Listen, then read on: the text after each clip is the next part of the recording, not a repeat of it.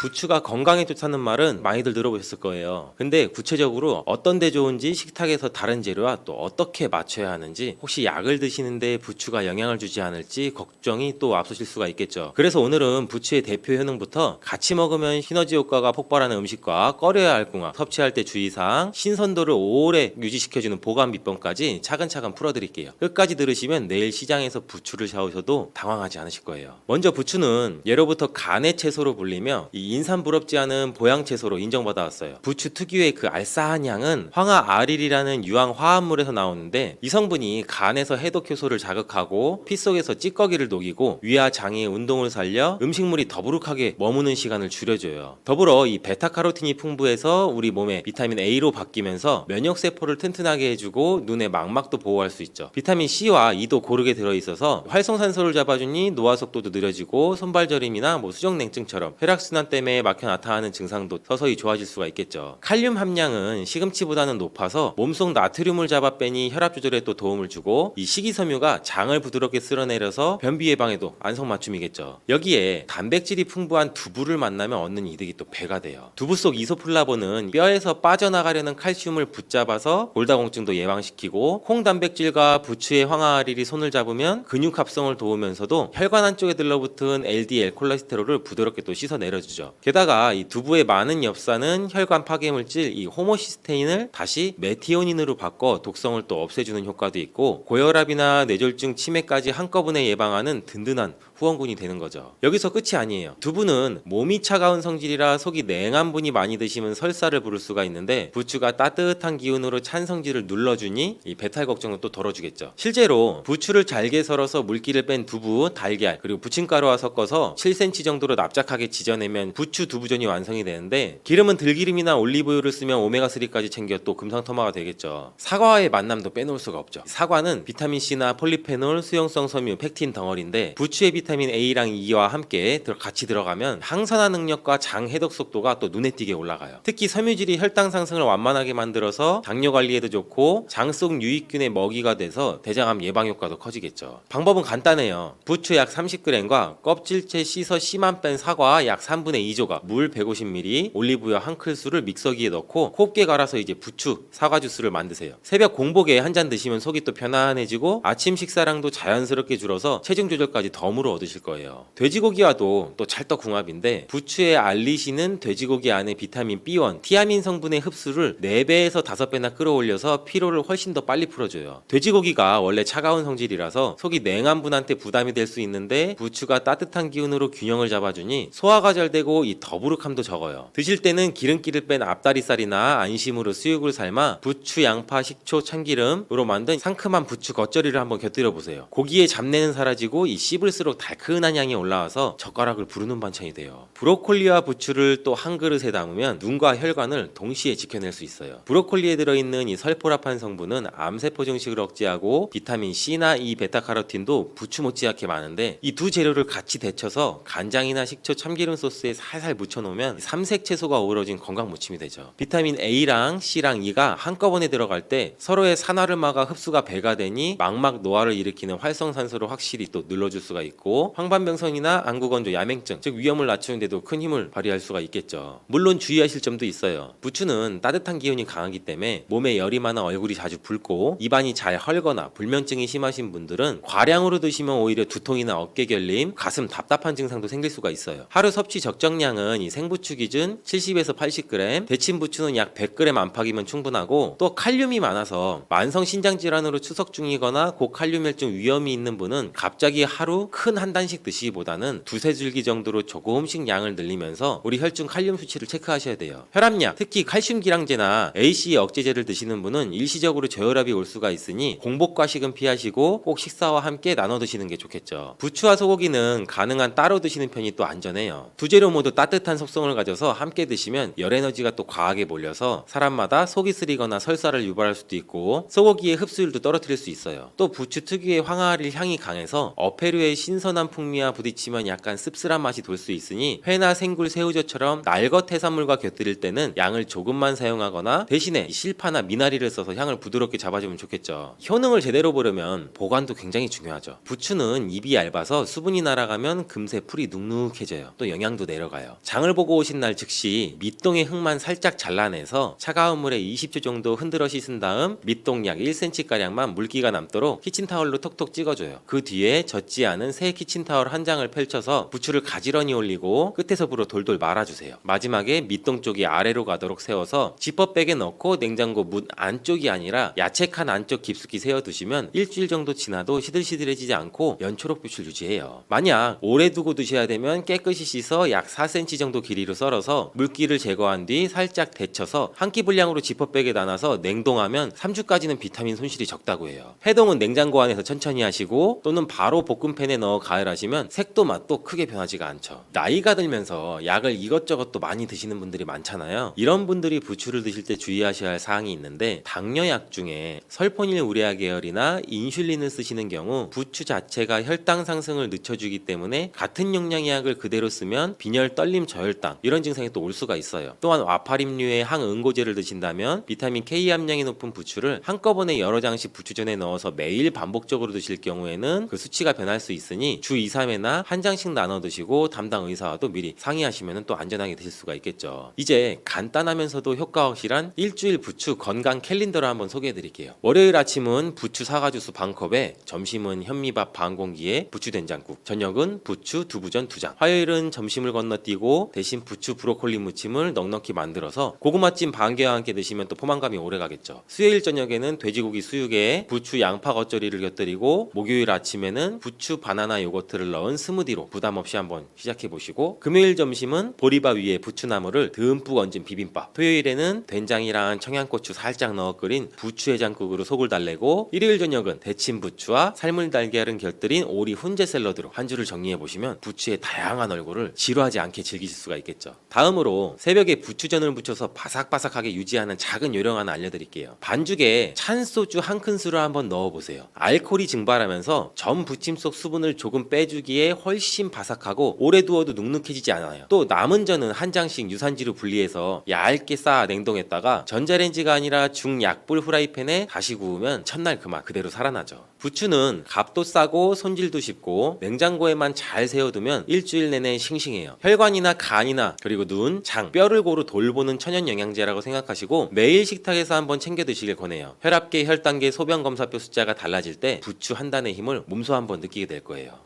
오늘 아침 화장실에 갔더니 소변에 거품이 잔뜩 생겨서 깜짝 놀라셨나요? 어제 기름진 음식을 좀 많이 먹어서 그런가 하고 대수롭지 않게 넘기셨다면, 거품류는 우리 몸의 정수기, 즉 신장이 SOS를 신호를 보내는 첫 징후일 수가 있어요. 40년 넘게 커피 한 잔 마시며 동네 이야기 나누던 한 어르신도 설마 내 신장이 문제겠어 하다가 뒤늦게 병원에서 만성 신장질환 3기를 진단받아 크게 놀라셨다고 해요. 이렇듯 의외의 사소한 변화가 평생 지켜온 건강에 경고음이 될 때가 있어요. 지금부터 60대 이후에 특히 주의해야 될 신장을 망치는 식습관과 하루 3끼만 조금 고쳐도 신장을 살리는 식습관을 번갈아 소개해 드릴게요. 영상을 끝까지 보시면 나도 모르게 이런 실수를 해왔네 라고 고개를 끄덕이실 수도 있고, 당장 내일부터 실천할 수 있는 쉽고도 효과적인 방법을 얻어가실 수도 있을 거예요. 짜는 식을 좋아하는 김철수 어르신 얘기부터 해볼까요? 김 어르신은 국물 없이는 식사가 안 된다고 하셔서 매 끼니마다 된장찌개, 김치찌개, 어묵국을 넉넉히 끓여 드셨어요. 문제는 한 숟가락에 200mg이 넘는 나트륨이 들어간다는 사실을 모르고 계셨죠. 나트륨이 과하면 신장은 소금을 몸 밖으로 내보내느라 과로를 하고 혈관 속 압력이 올라가면서 붓기와 고혈압이 찾아오죠. 실제로 김 어르신은 오후만 되면 발목이 땡땡 부어 슬리퍼가 꽉 끼고 밤에 2-3번 화장실을 가느라 숙면을 못 취했어요. 해결책은 의외로 간단했죠. 밥상에 국 대신 따뜻한 보리차 한 잔, 그리고 젓가락 식사였죠. 처음에 국이 없으면 밥을 못 삼켜 하시는 어르신도 일주일쯤 지나자 붓기가 빠지면서 몸이 훨씬 가벼워졌다고 해요. 짠맛이 그리울 땐 청양고추 2조각, 통후추 살짝 뿌려서 향을 한번 살려보세요. 향이 강해지면 적은 송업으로도 만족감을 얻을 수 있으니 신장이 쉴 틈을 가지게 되는 거죠. 반대로 나 단백질 좀 챙겨야 해 라면 매 끼니 고기를 듬뿍 올려 드시는 분들도 주의가 필요해요. 남대문 시장에서 낙지볶음집을 30년간 운영하다 은퇴하신 이영희 사장님은 체력을 유지하려고 매일 아침 소고기 미역국에 달걀 후라이 2개를 드셨죠. 단백질은 근육 유지에 필수지만 과다하게 섭취하면 분해 과정에서 이 질소노폐물을 많이 생겨 신장이 이를 거르느라 혹사당해요. 이 사장님 팀장님은 아침마다 속이 더부룩하고 얼굴이 푸석해졌다고 하셨는데 검사를 해보니 크레아틴 수치가 높아져 있었죠. 해결책은 단백질의 양이 아니라 질을 바꾸는 거였어요. 붉은 고기 반을 양배추, 오이, 당근, 생채소로 대체하고 단백질은 살코기 70g, 두부 3분의 1모, 흰살 생선 같은 저지방 소스로 나눠서 섭취를 했죠. 2달 만에 혈액검사 수치가 정상 범주로 돌아왔고 무엇보다 새벽에 눈이 번쩍 떠지고 발걸음이 가볍다는 말을 들을 수가 있었죠. 또 하나, 우리가 건강 간식이라고 믿고 먹는 바나나, 감자칩, 토마토 주스를 한 번에 많이 드시는 습관도 신장에는 적신호예요. 칼륨이 풍부한 음식은 심장과 근육엔 좋은데 이미 신장 기능이 떨어진 분들은 칼륨은 배출하지 못해서 고칼륨 혈증으로 이어질 수가 있죠. 서울 노원구에 사는 박땡땡 할머니는 혈압약과 이둔제를 복용 중인데 TV에서 바나나가 피로회복에 좋다는 말을 듣고 하루에 3개씩, 어느 날 갑자기 팔다리가 저릿하고 맥박이 불규칙해져서 응급실에 가보니 칼륨 수치가 기준치의 2배였대요. 의사 선생님은 신장 기능도 약해져서 칼륨을 못 내본다고 설명했죠. 그 뒤로 박땡땡 할머니는 바나나를 하루 반기 이하로 줄이고 대신 칼륨이 낮은 사과, 배, 포도 같은 과일을 소량씩 자주 드셨어요. 물 2리터를 하루 동안 나눠 마시면서 소변량을 늘려줬더니 저릿함도 사라지고 혈압도 한결 안정되었다고 해요. 이쯤에서 그래, 짜게 먹지 말고 단백질 칼륨 조절하는 거 알겠는데 대신 무엇을 어떻게 먹어야 하지라는 의문이 드실 거예요. 여기 60대 이후분들이 실생활에서 쉽게 실천할 수 있는 3가지 신장 살리는 한 끼 공식을 알려드릴게요. 첫째, 95% 물이라 부리는 오이를 매일 꾸준히 드세요. 썰어놓은 오이 두어 조각을 식사 중간중간 씹어 드시면 자연스럽게 수분 보충이 되고 이뇨 작용이 촉진돼서 신장이 노폐물을 덜 힘들게 배출해요. 둘째, 당근과 사과를 함께 갈지 말고 시간차로 드세요. 예를 들어 오전 간식으로 당근 주스를 드시고 저녁에는 사과와 함께 껍질째 드시면 되죠. 당근의 이 베타카로틴이 신장 세포를 보호하고 사과의 사과산 퀘르세틴이 혈관을 청소해줘서 신장으로 가는 피를 맑게 만들어줘요. 셋째, 양배추, 브로콜리 같은 저칼륨 채소를 가급적 찜보다는 생 또는 살짝 데친 형태로 드세요. 너무 삶으면 칼륨은 빠져도 비타민 효소가 파괴돼서 신장이 좋아할 재료가 줄어들기 때문이죠. 물 마시는 요령도 중요하죠. 아침에 일어나자마자 미지근한 물 300ml, 점심과 저녁 식후 2시간 뒤 각각 300ml, 그리고 취침 1시간 전 200ml. 이렇게 하면 하루 1에서 한 1.2리터가 되는데 여기에 식사 중간에 마시는 보리차, 옥수수 수염차 등등 합치면 1.8리터 정도 돼요. 물을 한 번에 많이 마시면 오히려 혈액 삼투압이 급격히 떨어져서 심장에 부담을 줄 수가 있으니 작은 컵으로 자주가 핵심이에요. 평생 물을 많이 드셨다는 전주 사는 이땡땡 할아버지는 물을 많이 마시니 소변빛이 맑아지고 밤중 화장실 횟수가 줄었다면서 가족 모임 때마다 물병을 챙겨 다니시곤 한다고 해요. 가공식품 이야기도 빼놓을 수 없죠. 손자, 손녀가 사다주는 컵라면, 햄버거, 소세지 한 번쯤은 간단히 때우고 싶은 마음도 드시죠. 하지만 이런 음식에는 염분뿐 아니라 인공색소, 방부제 등 무기인산염이 숨어 있어요. 무기인산염은 혈관에 염증을 일으켜 신장세포를 빠르게 소모시키는 주범이에요. 실제로 하루 한 끼씩 편의점 식사를 하던 양땡땡 여사님은 사구체여 과일이 1년 새 70에서 55%로 떨어졌대요. 지금은 냉동실에 두부, 낫또, 통곡물빵을 넣어서 두고 바쁠 때 두부 한 모 데우고 올리브유 살짝 뿌린 뒤 현미빵에 곁들여 드세요. 준비시간 5분, 나트륨은 컵라면의 5분의 1도 안 되죠. 혹시 나는 원래 몸이 잘 붙는 체질 아니야, 나이 들면 다 그런 거지 하고 스스로를 위로하고 계세요? 작은 무심함이 뒤늦게 큰 후회로 돌아오기도 해요. 발목이 꽉 찼던 신발이 갑작스레 헐렁해졌다는 이웃 김땡땡 할머니는 국물과 소금을 줄이고 오이, 양배추, 당근을 꾸준히 섭취했더니 부종이 빠졌다면서 환하게 웃으셨죠. 무엇보다 눈에 띄게 달라진 건 피곤해서 낮잠을 자지 않아도 된다는 점이라네요. 신장 기능이 재기능을 하면 혈액 속에 있는 노폐물이 줄어들고 결과적으로 피로물질도 덜 쌓이니 활력이 되살아나는 거죠. 물론 이미 만성 신장 질환으로 진단받으신 분들은 반드시 주치의와 상담하면서 식단을 조절하는 게 좋고 칼륨 수치를 주기적으로 확인해야 되고 신장에 무리가 가지 않는 선에서 수분, 단백질, 염분 조절이 필요하죠. 하지만 아직 병원에서 경계 단계라는 말을 들으신 정도라면 지금 말씀드린 소금 절감, 단백질 관리, 칼륨 분산, 섭취 가공식품 줄이기, 적절한 수분 섭취만으로도 신장은 충분히 회복의 기회를 가질 수가 있겠죠. 돌이켜보면 우리 부모님 세대는 고단백 고지방이 귀하던 시절을 지나오면서 고기 많이 먹어야 힘난다, 국은 밥상의 기본이다 라는 믿음을 갖고 살아오셨죠. 그러나 지금 우리는 평균 수명 90세 시대를 맞아 오래 사는 것보다 건강하게 사는 것이 더 절실해졌죠. 하루 3번의 식탁이야말로 약이 될 수도 독이 될 수도 있죠. 오늘부터라도 국 한 숟가락 덜고 오이 한 조각 얹고 사과 하나를 껍질째 씹어보시면 어떨까요? 어느새 아침이 개운하고 다리가 가볍고 혈압이 한눈에 안정되는 변화를 직접 체험하시게 될 거죠. 신장은 내가 고맙다라고 말하지 않아요. 다만 소리 없이 잘 걸러주고 깨끗한 피를 온몸에 흘려보내주죠. 여러분의 다음 20년 신장이 편해야 삶이 편하네요. 오늘 저녁 식탁에서 바로 실천해보세요. 작은 변화가 큰 건강을 지켜줄 수 있을 거예요.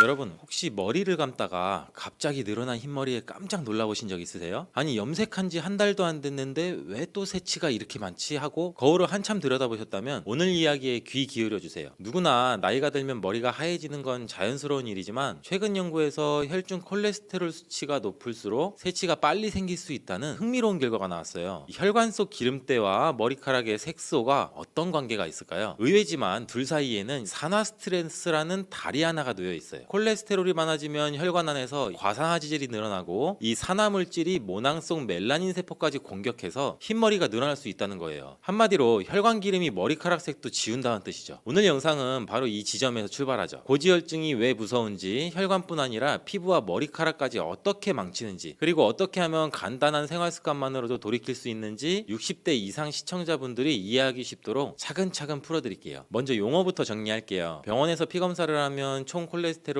중성지방, LDL, HDL 보셨을 거예요. 넷 중에 특히 중요한 게 보이는 값이 LDL이에요. 일명 나쁜 콜레스테롤이죠. LDL 입자가 혈관벽 틈새로 스며들어서 산화되면 거기서부터 이 지방 플라크가 생겨요. 플라크는 마치 수도관 안쪽에 끼는 녹처럼 혈관을 점점 좁히고 딱딱하게 굳히고 결국엔 깨져서 혈전을 만들죠. 그 결과 심근경색이나 뇌졸중 같은 치명적인 사고가 터지죠. 하지만 문제는 모든 과정이 조용히 아프지도 가렵지도 않게 진행된다는 데 있어요. 그래서 고지혈증은 소리 없는 시한폭탄이라고 부르는 거예요. 콜레스테롤은 무조건 적이어야 한다. 꼭 그렇진 않죠. 우리 몸은 콜레스테롤을 재료로 삼아 세포막을 만들고 성호르몬, 부신호르몬을 합성하고 햇빛을 받아 비타민 D를 만드는 등 중요한 작업을 해요. 문제는 필요한 양보다 훨씬 많이 쌓일 때죠. 원래 간에서 알아서 조절하지만 설탕이나 포화지방, 트랜스지방, 과음, 흡연, 스트레스, 비만 등등 겹치면 생산과 소비의 균형이 무너지죠. 이때 여분의 콜레스테롤이 혈관뿐 아니라 모낭에도 악 영향을 주죠. 그럼 왜 흰머리가 늘까요? 모발색을 만드는 멜라닌 세포는 활성산소에 특히 약한데 고지혈증 상태에서는 혈액 속에 과산화질과 염증 전달 물질이 많아져요. 이것이 두피혈관을 타고 올라와서 모낭을 산화스트레스에 노출시키고 멜라닌 세포를 일찍 죽이거나 기능을 떨어뜨리게 되죠. 결국 멜라닌 색소가 줄어들면서 모발색이 빠르게 빠지고 검은색 머리가 회색, 흰색으로 바뀌는 속도가 빨라지는 거예요. 실제로 2천여 명을 대상으로 한 이 인도 연구에서 LDL 160 이상인 군은 100 미만인 군보다 조기 백발 비율이 2배나 높았다고 해요. 요즘 들어 새치가 부쩍 늘었다면 미용실 예약보다는 먼저 혈액 검사를 받아보시라는 이유가 여기 있어요. 이제 어떻게 낮출까가 중요하죠. 약을 쓸지 생활 습관만으로 해결할지는 수치와 동반 질환에 따라 다르지만 전체 콜레스테롤 관리에서 70%는 생활 습관이 좌우되죠. 가장 먼저 식탁을 바꿔야겠죠. 튀김, 패스트푸드, 라면, 국물, 크림 가득한 빵은 일단 횟수를 줄이시고 트랜스지방과 정제 탄수화물이 콜레스테롤 공장에 기름을 붓는 격이잖아요. 대신 올리브유 한 스푼을 생채소에 뿌려 먹고 생강을 따뜻한 차로 끓여 하루 한 잔 드셔보세요. 올리브유의 올레산은 LDL을 낮추고 HDL을 올리고 생강의 진저롤은 혈관 염증을 줄여주죠. 목포 근처에 사시는 구독자분이 국 끓일 때 미역 대신 썰어넣는 이 다시마 덕분에 LDL이 20 정도 내려갔다고 자랑하셨는데 다시마 속 알긴산은 장에서 콜레스테롤 흡수를 40% 가까이 잡아주는 강력한 수용성 식이섬유예요. 운동은 어떤 게 좋을까요? 무릎이 시큰한데 뛰라고 하면 부담스러우시잖아요. 걷기부터 시작하시면 돼요. 일주일에 5일 하루에 30분 정도만 빠르게 걸어도 HDL이 5에서 10 정도는 올라가고 HDL은 LDL을 간으로 끌고 가 재활용하는 청소부 역할을 해요. 그래서 많이 올라갈수록 좋죠. 만약 허리가 괜찮으시면은 아령 1, 2kg짜리를 들고 팔굽혀펴기 대신 벽밀기 운동부터 해보세요. 근육량이 늘면 기초대사량이 올라가서 지방 사용량이 함께 늘어 LDL 줄어들죠. 흡연은 백해무익하지만 50년 피웠는데 이제 와서 끊어도 의미가 있냐? 이 말도 듣죠. 정답은 끊는 순간부터 의미가 생긴다예요. 담배를 끊은 지 24시간이 지나면 혈액 속 니코틴 대사산물이 사라지고 3개월이면 폐 기능이 10% 이상 회복되고 그리고 1년이 지나면 담배로 인한 LDL 산화 속도가 비흡연자 수준으로 떨어진다고도 하죠. 금연은 새치 증가가 눈에 띄게 줄었다는 보고도 있으니 머리카락 때문이라도 멈춰볼만 하죠. 그럼 음주는 어떻게 할까요? 적당한 술 한 잔은 혈액순환에 좋다는 옛말 고지혈증 앞에서는 사실이 아니죠. 알코올은 간에서 중성지방 합성을 폭주시키고 다음날까지 LDL을 끌어올려요. 60대 이상이라면 일주일에 2회 이내에 한 번에 맥주 작은 캔 하나, 소주 한 잔이면 적당해요. 이 이상이면 되면 간이 지방 합성 공장으로 돌변한다고 기억해 주세요. 그리고 스트레스, 코르티솔 이야기도 많이 들어보셨죠? 스트레스 호르몬인 코르티솔이 높으면 간이 당과 지방을 빨리 만들어 혈액으로 보내, 이런 신호를 계속 받게 돼요. 콜레스테롤 수치가 자연스럽게 올라가고 인슐린 저항성도 생겨서 당뇨 위험까지 커지게 되죠. 매일 10분이라도 복식 호흡 해보세요. 코끝으로 숨을 들이마셨다가 입술로 오므려 천천히 내쉬는 방법인데 1분에 6회 이하로 호흡수가 떨어지면 부교감 신경이 활성화돼서 코르티솔이 내려가요. 한림대학교 연구팀은 60대 참가자에게 8주간 복식 호흡을 시킨 결과 LDL이 평균 15 정도 떨어지고 HDL은 3 정도 올랐다고 해요. 무료인데 효과는 약 못지 않으니 꼭 한번 해보세요. 혹시 약을 이미 복용 중이세요? 스타틴 계열, 에제티미브, 피타바스타틴 등등 여러 계열이 있잖아요. 약을 드셔도 생활 습관을 바꾸지 않으면 약 용량도 계속 올라갈 수밖에 없어요. 반대로 올리브유, 다시마, 걷기, 금연, 절주, 복식 호흡을 꾸준히 지키면 6개월 내 의사가 용량을 줄이거나 약 하나를 빼자고 할 가능성도 커지죠. 약값 부작용 부담이 줄어든다는 뜻이죠. 또 스타틴 계열을 드시면은 근육통이 생긴다고 중단하고 싶다는 분들이 있는데 의사 선생님과 상의해서 피타바스타틴이나 로스바스타틴 저용량으로 바꾸면 해결이 되죠. 마지막으로 세치와 탈모까지 걱정이라면 모낭에 직접 도움 주는 방법을 하나 덧붙일게요. 두피에 스칼프 브러싱을 해줘 보세요. 샤워 전에 빗살 간격이 넓은 브러쉬로 정수리 부분부터 목덜미 방향으로 3분 정도 두드리듯이 빗어주는 거예요. 혈류가 좋아져 모낭에 산소 공급이 늘어나고 과사화질로 지친 멜라닌 세포의 회복을 도와요. 일본 오사카 시립대 연구 결과 고지혈증 환자에게 스칼프 브러싱을 12주 시행하자 세치 증가 속도가 30% 정도 늦춰졌다고 해요. 돈 한 푼 안 들이고 시원하게까지 하니 오늘 바로 한번 해보세요. 꼭 기억해야 할 내용은 혈액 속 기름때, 즉 LDL 중성지방이 많으면 혈관만 막히는 게 아니라 머리카락까지 희게 만든다는 거죠. 하지만 생활 습관을 조금만 바꿔도 수치는 내려가고 세치 속도도 늦출 수가 있어요. 올리브유, 생강, 다시마를 가까이 하고 튀김, 칠레슨 지방, 단맛 가득한 빵을 멀리하는 것이 중요하죠. 걷기와 근력 운동은 HDL을 올려 주머니 청소부를 늘리고 복식호흡은 스트레스 호르몬을 낮춰서 간의 지방 생산을 줄이는 것, 그리고 금연 절주는 기본이고 두피 브러싱으로 직접 모낭 혈류까지 살려주면 머리숱, 혈관, 심장 3마리 토끼를 잡을 수 있습니다. 증상이 심해지면 당누수 증후군이라는 질병도 발병이 되고 이런 증상이 나타나면 독소들이 혈액을 타고 돌아다니게 되고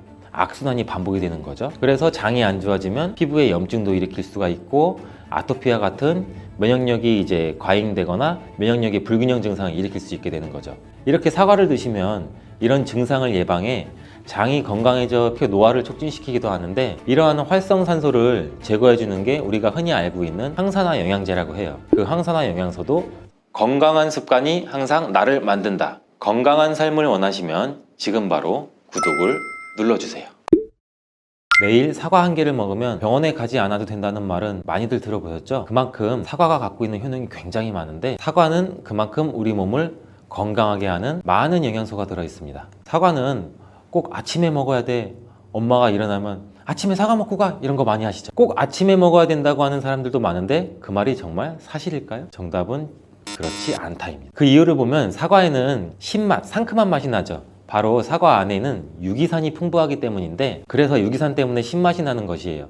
이 유기산은 우리 몸에 이로운 정도 있지만 평소에 속쓰림이 자주 있거나 위염, 식도염이 있는 분들이 아침에 공복에 사과를 먹게 되면 우리 몸의 위 점막에 심한 자극을 줄 수 있어요. 빈속에 안 그래도 속이 쓰리신 분도 많은데 음식물이 있을 때 위 안에서 위산이 분비되고 위액이 분비돼야 중화가 되면서 우리 위도 코팅이 되고 건강한데 음식이 없을 때 위산이 분비되면 오히려 위벽을 깎아먹게 되는 효과를 나타내거든요. 그래서 평소에 위가 약하거나 위염이 있으신 분들, 역류성 식도염이 있으신 분들, 이러신 분들 같은 경우에는 공복에 사과를 드시는 게 오히려 독이 될 수가 있습니다. 또한 마늘과 파 같은 음식은 열을 내는 음식이라고 하면 우리 사과는 우리 몸을 차갑게 하는 과일이라서 몸이 찬 분들은 사과를 드실 때 또 주의를 하셔야 돼요. 위염 같은 증상이 있는 분들은 공복에 사과를 드시면 사과가 소화도 되지 않고 설사를 하게 될 가능성도 높고 평소에 아랫배가 차거나 손발이 차서 수족냉증에 걸리신 분들도 많으시고 혈액순환도 안 되고 또 생리기간 중에 있으신 여성분들도 사과를 드실 때는 주의하셔야 됩니다. 이런 분들이 사과를 드실 때는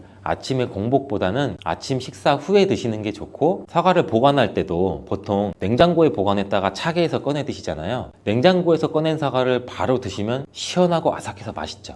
근데 미리 꺼내놓고 사과의 온도를 실온으로 맞춰서 드시는 것이 우리 위장 내부에도 좋습니다. 또한 사과를 익혀 드셔도 되는데 팬에 구워 드셔도 되고 익혀두셔도 됩니다. 그렇다면 왜 아침에 먹는 사과가 보약이라는 말이 굉장히 우리가 많이 알고 있을까요? 건강하신 분들은 사과를 아침 공복에 드시면 더욱 좋은데, 그 이유는 사과에는 팩틴이라는 식이섬유가 풍부해 우리 장 운동을 활발하게 하고 장내 노폐물을 배출하는 데 도움을 줘 하루를 건강하게 시작할 수 있기 때문입니다. 한 가지 꼭 기억하셔야 할 점은 사과를 껍질째 드셔야 한다는 것입니다. 실제 연구에서는 사과의 껍질에는 안토시아닌이나 퀘르세틴, 에피카테킨 같은 이러한 식물성 폴리페놀 성분이 사과의 그 과육보다 사과 껍질에 훨씬 더 많이 함유되어 있는 것이 밝혀졌고, 또 이러한 껍질을 버리고 깎고 먹게 되면 사과의 좋은 영양소는 극히 일부만 드시게 되는 것이죠. 사과에는 팩틴 말고도 정말 다양한 영양소가 있는데 사과에는 어떤 효능이나 영양소가 있는지 한번 알아보겠습니다. 사과는 먼저 장을 건강하게 해줘요. 요즘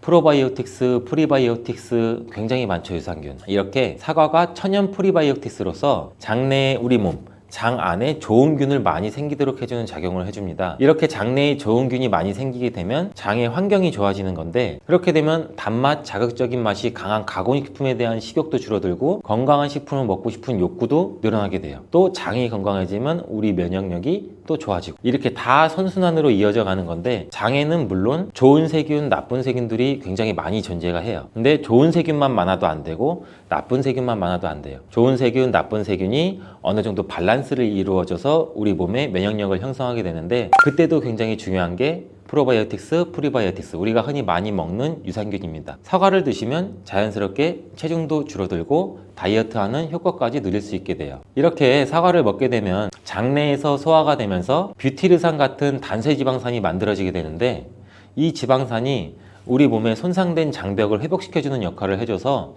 우리 장이 건강해지는 거예요. 장벽을 회복시키는 것이 중요한 이유가, 우리 장벽이 손상되면 손상된 곳에 독소들이 하나하나씩 침투가 되게 되고, 증상이 심해지면 장누수증후군이라는 질병도 발병이 되고, 이런 증상이 나타나면 독소들이 혈액을 타고 돌아다니게 되고 악순환이 반복이 되는 거죠. 그래서 장이 안 좋아지면 피부에 염증도 일으킬 수가 있고, 아토피와 같은 면역력이 이제 과잉되거나 면역력의 불균형 증상을 일으킬 수 있게 되는 거죠. 이렇게 사과를 드시면 이런 증상을 예방해 장이 건강해져 피부도 탄력 있게 밝아지게 하는 효과도 있고, 사과 속의 풍부한 팩틴이 아까 장 운동도 활발하게 한다고 말씀드렸잖아요. 그렇게 되면 암을 유발할 수 있는 물질들이 장내에 오래 머물지 못하고 결국 대장암의 발병률도 서서히 줄어들게 되죠. 그리고 사과는 혈관도 깨끗하게 해주는데, 혈관을 깨끗하게 해주면 뇌졸중, 고혈압, 심근경색, 그런 혈관 질환도 같이 예방할 수 있게 되고, 혈관에 활성산소가 많아지게 되면 혈전이 생겨 혈액순환을 방해하기도 하고 혈관세포를 손상시켜 노화를 촉진시키기도 하는데, 이러한 활성산소를 제거해주는 게 우리가 흔히 알고 있는 항산화 영양제라고 해요. 그 항산화 영양소도 사과에 들어있다는 것을 알고 계시면 좋을 것 같습니다. 또한 이러한 활성산소를 제거해서 혈전이 생기는 것을 억제하는데 가장 큰 역할을 하는 게 플라보노이드 계열의 루틴이라는 성분인데, 이 루틴이 사과에 굉장히 많이 들어있어요. 또한 사과에는 칼륨도 굉장히 많이 함유되어 있어서, 칼륨은 혈관 내에 나트륨을 몸 밖으로 배출해주는 역할을 해요. 나트륨은 수분을 흡수하는데 칼륨이 부족하면 나트륨도 배출되지 않습니다. 이 나트륨은 혈압이 상승하며 혈관에 노폐물을 쌓이게 만드는데, 사과를 섭취해서 칼륨을 공급해주면 혈압도 방지할 수 있고 노폐물을 배출시켜주는 역할도 같이 할 수 있습니다.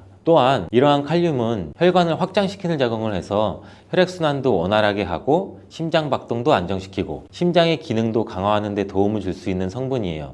근데 여기서 한 가지 주의할 점을 알려드릴게요. 활성산소가 혈관을 손상시킨다고 했잖아요. 근데 사과를 잘못 드시면 오히려 활성산소가 굉장히 많이 생기게 돼요. 바로 갈변된 사과를 드시는 것입니다. 사과를 먹고 남게 되면 밀폐 용기에 담아 보관했다가 나중에 드시는 경우 굉장히 많잖아요. 그때 우리가 단면이 사과가 갈색으로 변하게 되는데, 이는 공기 중에 산소와 만나서 산패돼서 갈색으로 변한 것이거든요. 이렇게 산패된 사과를 드시면 활성산소를 제거하는 것이 아니라 오히려 활성산소를 증가시켜 혈관 건강에 악영향을 줄 수 있으니까, 갈변된 사과는 그 부분은 바로 잘라내고 드시는 것을 추천드립니다. 또한 사과의 이로운 점 중 다른 하나는, 사과는 혈당을 조절해서 당뇨를 예방하고 회복하는 데에도 도움을 줄 수가 있어요. 당뇨가 있으신 분들은 과당이 혈당을 올려 안 좋다고 알고 계시잖아요. 굉장히 많은 분들이. 근데 사과는 오히려 혈당을 조절해 주기 때문에 당뇨가 있으신 분들은 사과를 드셔야 됩니다. 식사하기 30분 전에 사과를 드신 후에 식사를 하시면 혈당이 급격하게 오르는 혈당 스파이크 현상도 막을 수가 있어요. 사과에 단맛 때문에 당뇨가 있는 분들이 사과를 드시는 것을 꺼려 하시는데, 사과에는 단맛도 있지만 혈당은 올리는 GI 지수가 36으로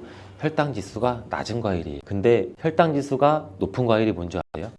수박은 다른 거에 비해서 혈당 지수가 높기 때문에 당뇨가 있으신 분들은 조금 조심해서 드시면 좋을 것 같습니다. 실제로 대학 연구팀에서 실험한 것을 발표했는데, 건강한 사람을 대상으로 쌀밥만 먹은 경우랑 30분 전에 사과를 먹고 쌀밥을 드신 경우를 비교를 했을 때 혈당이 쌀밥만 먹은 경우보다 50% 정도로 떨어지는 것도 확인이 된 실험도 있어요. 당뇨가 있는 분들도 이제 안심하시고 식사 후에 드시지 말고 반드시 식사 30분 전에 꼭 사과를 드시고 식사를 하시길 바랍니다. 한 가지 주의할 점은, 사과를 갈아서 사과 주스로 드시게 되면 오히려 흡수가 빨라 혈당을 올릴 수가 있으니 사과를 껍질째 씹어서 천천히 드시는 게 좋을 것 같습니다. 또한 사과의 다른 효능 중 한 가지는 기관지도 깨끗하게 청소해주는 효능도 있어요. 사과에는 양파와 마찬가지로 퀘르세틴이라는 성분이 풍부하게 함유되어 있는데, 이 성분은 호흡기 점막에 생기는 염증을 가라앉히고 예방하는 효과도 있어요. 퀘르세틴 영양제도 있는데, 이 퀘르세틴 영양제가 아이들 비염, 기관지염 이런 쪽을 개선시킨다고 많이들 이제 광고도 하는데,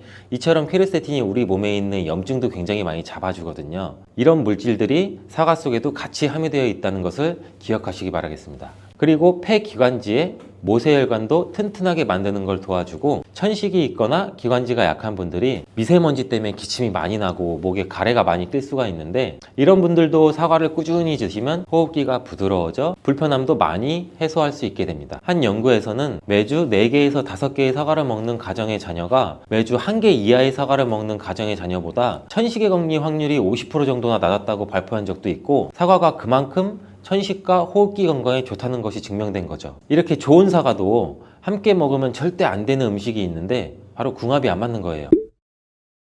그 음식을 알아볼 텐데, 바로 우유, 요거트, 치즈 이런 유제품류예요. 여러분 놀라셨죠?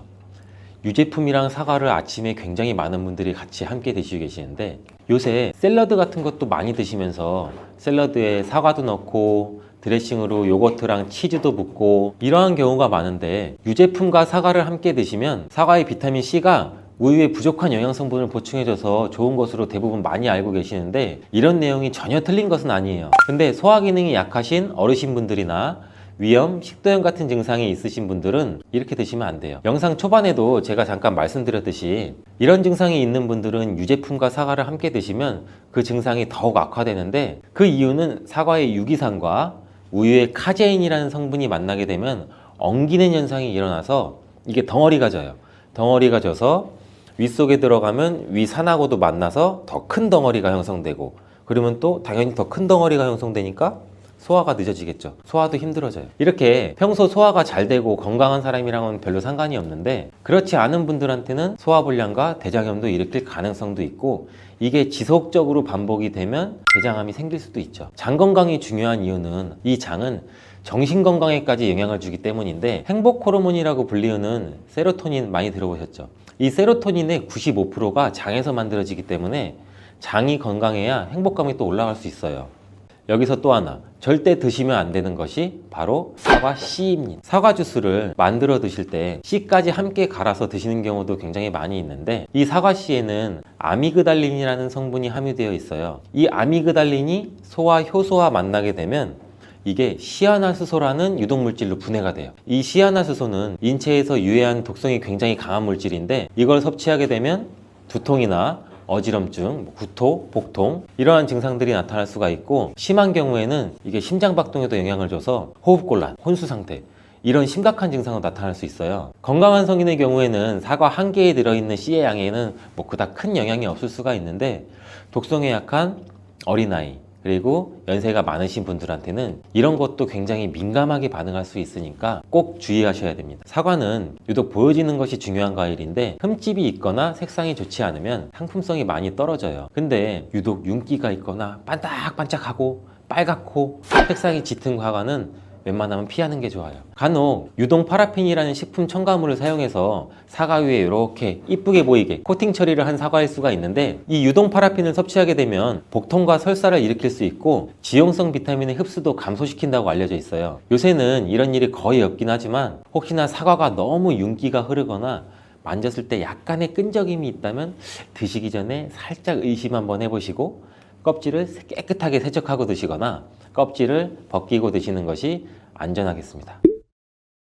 사과와 함께 드시면 보약이 되는 음식도 있는데요. 바로 비트와 당근입니다. 굉장히 유명한 주스 아시죠?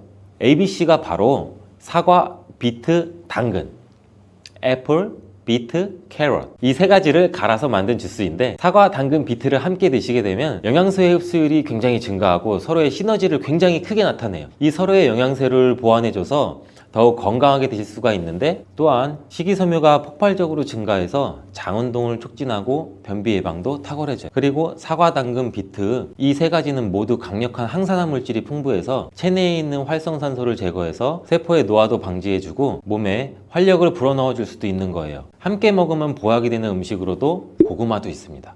이 고구마에는 베타카로틴이라는 성분이 풍부해서 항암작용과 함께 면역력도 같이 강화해 주는데 혈관 건강에도 도움을 줄 수가 있어요. 고구마를 드시면 소화가 잘 안 되는 증상도 나타날 수가 있는데, 이게 왜 그러냐면 고구마 속에 함유되어 있는 아마이드라는 성분이 장에서 이상 발효를 일으켜서 가스가 차고 소화불량 증상도 같이 나타나는 건데, 이때 같이 사과와 함께 드시면 사과에 함유된 펙틴이 아마이드의 이상 발효 증상을 억제해서 가스가 차는 증상을 발생하지 않도록 도와주게 돼요. 또한 이러한 사과의 효능 중 하나인 혈관을 깨끗하게 하는 것을 고구마의 베타카로틴이 도와줘서 이 효능이 극대화가 돼서 건강에 정말 좋은 음식 궁합도 될 수 있답니다.